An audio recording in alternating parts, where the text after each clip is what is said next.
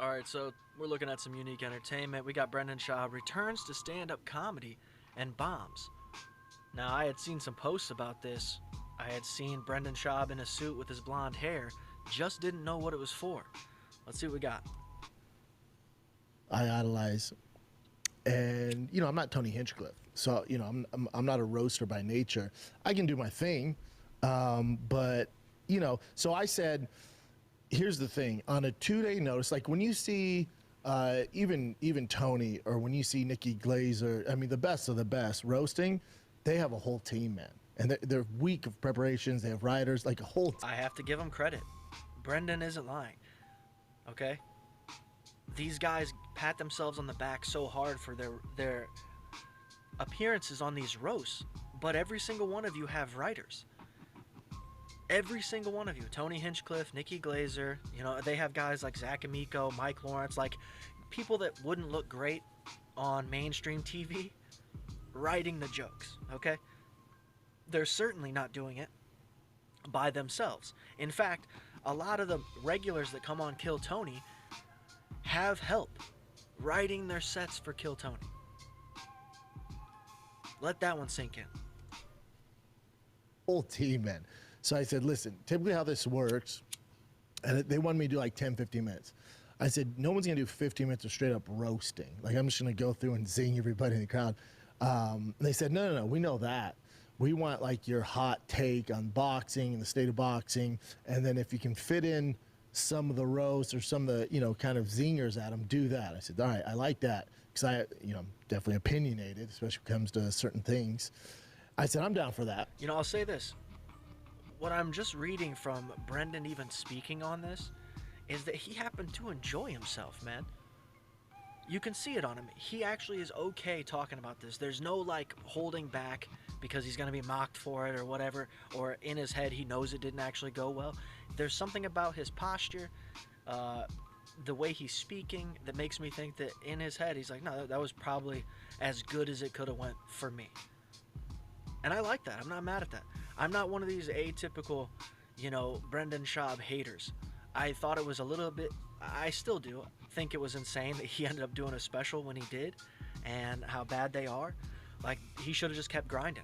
And even if that means you're grinding with some of the top comedians in the world by going and opening for Brian Callen or whatever, do that for a while, dude. Do that for a while. Because there is a need in the world of comedy for this, like, dumb meathead guy. He just has to figure out how to do that, right? He has to figure out a way to do it properly, sell it properly. I think he dove in where he should have dipped his toes in the shallow end and maybe floated around a little bit before, trying to deep dive. I'm down for that.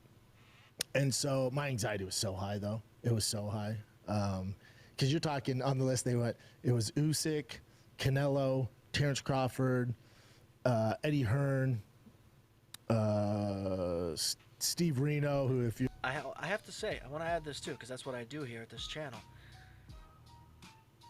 I think this is the right place for Brendan. Whether or not he bombs or not, I think he's at a particular place in the world of entertainment and the way people perceive him, that he could get away with doing a roast of anybody, talking shit about anybody. And it has nothing to do with the fact that he used to be a fighter. It has to do with the fact of his own reputation that's been cultivated online. Like, hey man, nobody's taking him seriously. Let him say whatever he wants to say. He's a goofball. And if he recognizes that, he can benefit from that. Hey, go out here and do these roasts and fucking talk shit about these professional boxers and other athletes, dude. No one's gonna be like, hey, fuck this guy.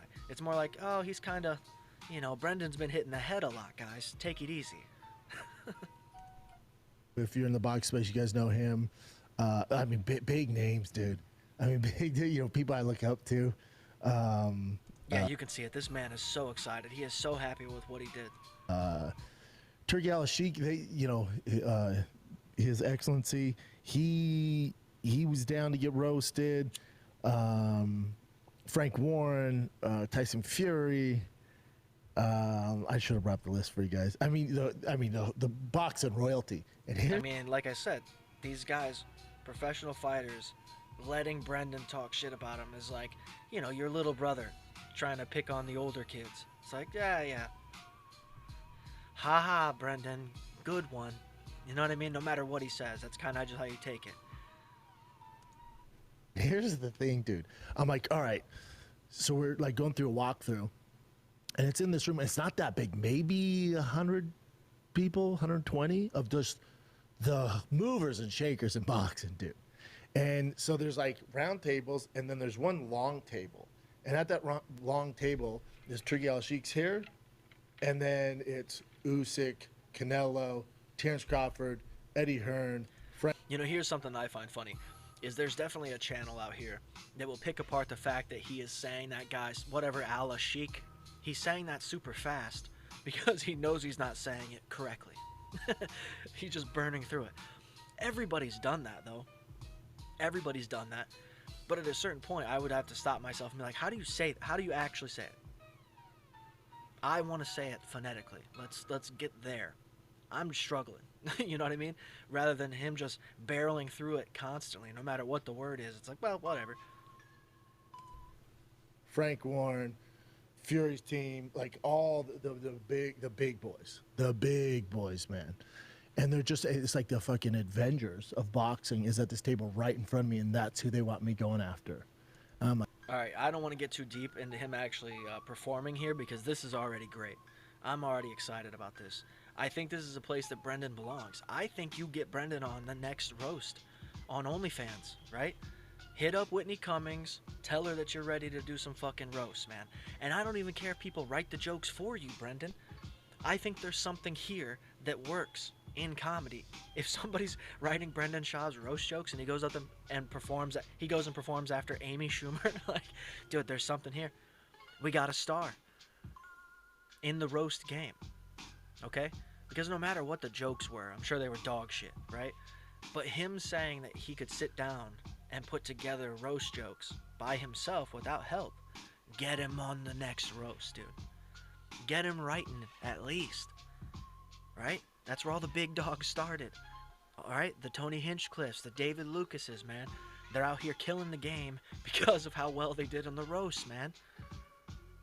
I'm just kidding. Of course, I don't think David Lucas has even done a roast, but either way, man, hit the like and the subscribe. But this is crazy. Brendan Schaub is, living the best life now that he's in Austin. I think things are really turning around for him. Go check out Unique Entertainment, and we'll see you in the next one. All that good stuff.